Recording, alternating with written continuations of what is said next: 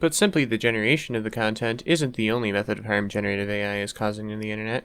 Remember, these generative AI companies are hungrier than ever for training data, and the way some of them are getting their training data is aggressive, to put it lightly.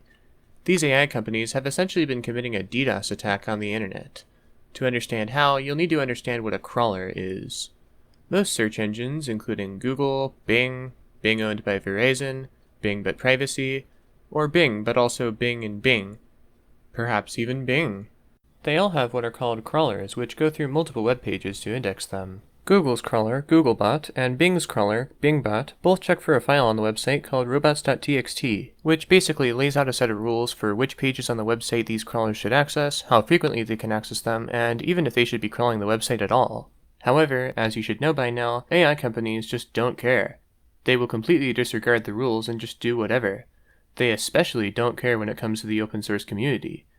They just see juicy training data in the open, and they crawl it. Self-hosted wikis, SourceHut, ForgeJo, and GitLab instances are being severely impacted. These crawlers, after noticing the website prevents them from crawling, need to pretend to be normal visitors of the site in order to circumvent it. To avoid getting blocked, they use many different IP addresses and identities, trying their best to blend in with ordinary users. When doing this, they aggressively spam the website, making thousands of requests per hour, and disrupting the service, thereby not only harming ordinary users of the site by rendering it completely inaccessible to them, but also costing the servers hosting these sites a lot of excess bandwidth and downtime. This excess crawling is unmerited. Search engines like Google, and mostly Bing, at least take good care not to overload the resources of the sites they crawl. For reference, Googlebot only sends a few hundred requests per hour at the most. They're all from the same IP address, and it's plainly indicated that it's a crawler, so you can block it if you wanted to. AI companies, though, just don't care. They might be honest at first, then lie and overload the website when they're denied service.